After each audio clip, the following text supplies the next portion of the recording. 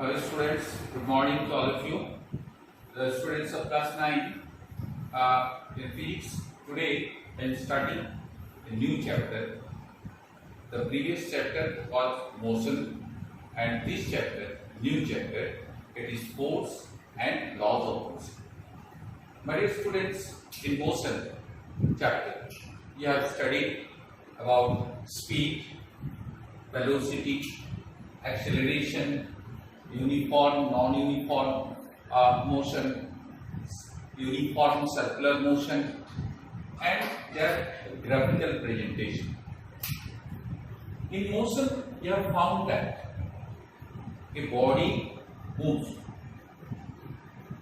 Movement is the motion. When a body moves, its motion means changing of its position with respect to time.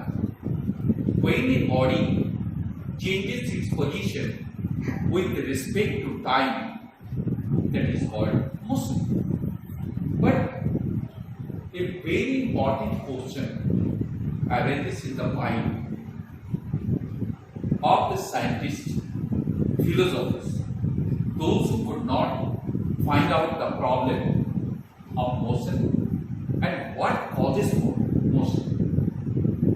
Later on, the scientists Galilei and Newton, that is Isaac Newton, they discovered the problems of motion and cause of the motion.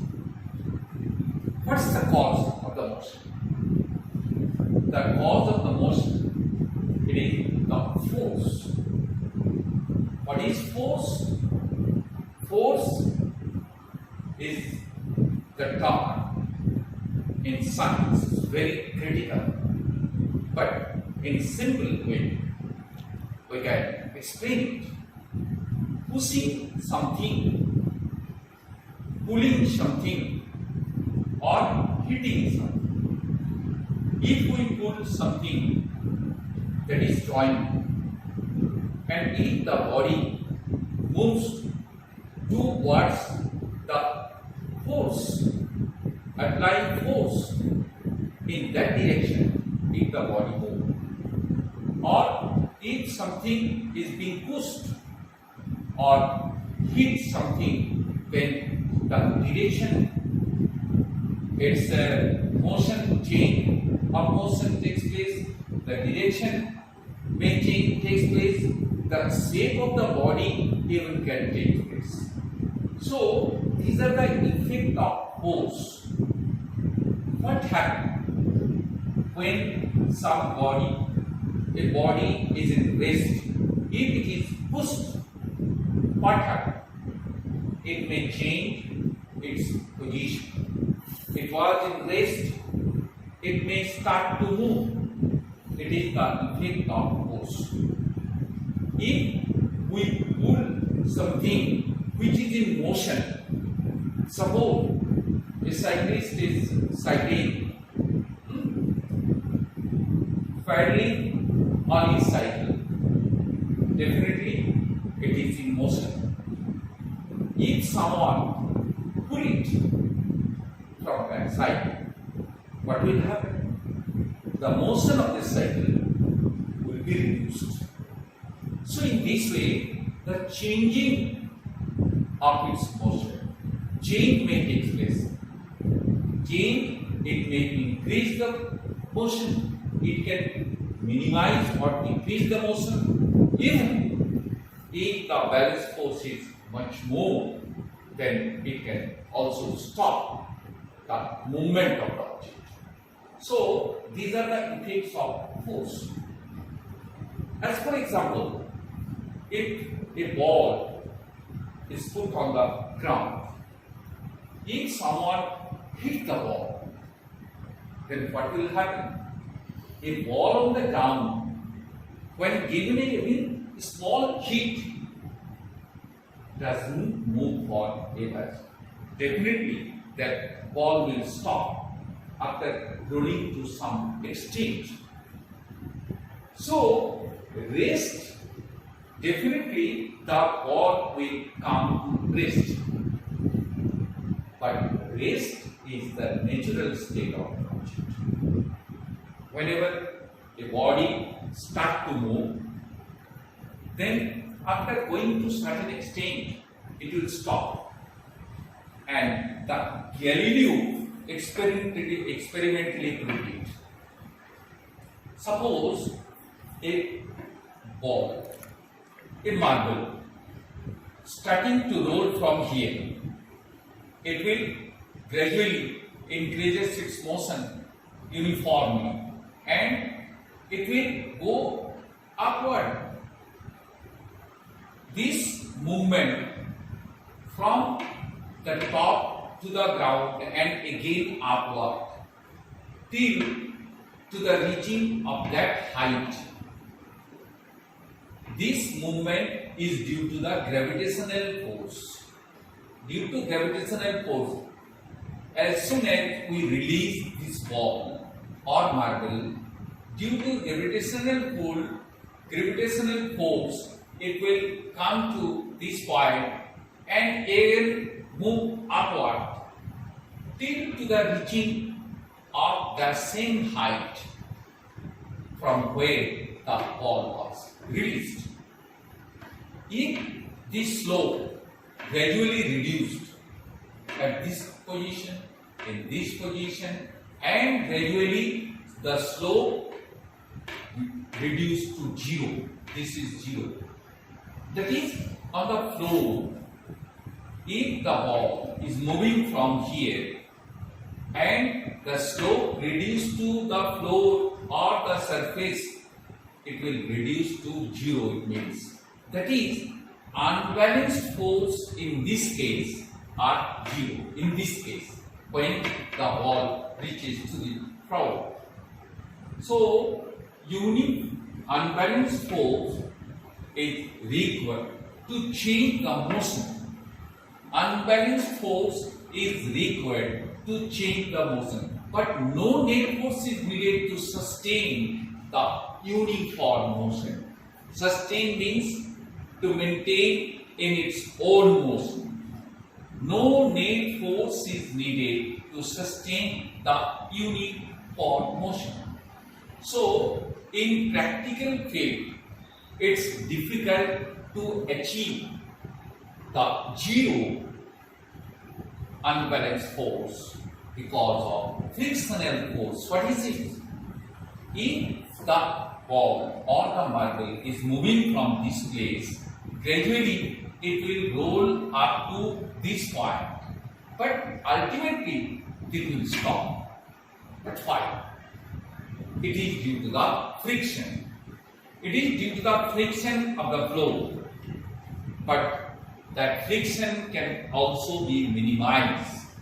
But how? If the flow is a cemented flow, definitely the marble will roll up to certain extent and stop. But if the surface is too much rough, if it is full of sand, so only the marble will move up to this position and will stop. Why? It is due to the excess of frictional force caused by the sand or the rough surface. But if the surface is smooth enough, just to minimize the friction, we can also use some oily substance. The surface may be much more smooth and the marble will go to certain extent and because the friction will be much more reduced. So, this is the frictional force due to which after going to certain extent the ball will stop. Here, the frictional force also works. But here, you just see balanced and unbalanced force. What is balanced force and what is unbalanced force? If suppose this is a heavy box, some people are drawing it from this side and some from this side. And after pulling this from F1 and F2 sides, if the box remain constant at its place, that is, if F1 is equal to F2 and the box remain constant or at its previous or initial position, this is called balanced force. But if the force here F1 and F2, if F1 is greater than F2, it means this value of F is greater than this one, then the box will move towards the F1. It means this one unbalanced force. If F1 is greater than F2, then the movement of the box will be towards F1. But if F2 is greater than F1, if F2 is greater than F1, then the body will move towards F2. So in this case, this is unbalanced force, and this one, if F1 and F2 are equal, then the body will remain constant. So on this basis, on the basis of the experiment of Galileo, Isaac Newton, they both Galileo and Isaac Newton developed an entirely different approach to understand motion. Galileo and Isaac Newton, before the discovery of the laws of motion by Isaac Newton, the scientists, philosophers were in great puzzle about the force and the laws of motion. But the Galileo's experiment, on the basis of the Galileo's experiment, Newton studied it more and more, and ultimately it developed entirely a different approach to understand motion. What did he do? He, particularly Isaac Newton presented fundamental laws, and that fundamental laws that govern the motion of object. The fundamental law of Newton governs the motion of object. And what is that law? The first law of motion. It states that an object remains in the state of rest or in a straight line or with a uniform motion in a straight line unless compelled to change the state by an external applied force. So this is the first law of Newton. Again I repeat, an object remains in the state of rest or of uniform motion in a straight line unless compelled to change the state by an applied force. This is the Newton's first law of motion. As for example, my dear students, you have seen in course of traveling in bus or train, you have found that the passengers lean forward when the vehicles start to move. As soon as the vehicle, either train or bus, start to move, what happened? The passengers lean forward or backward. What happened? The passengers lean backward. Why? It is the cause, the inertia of rest.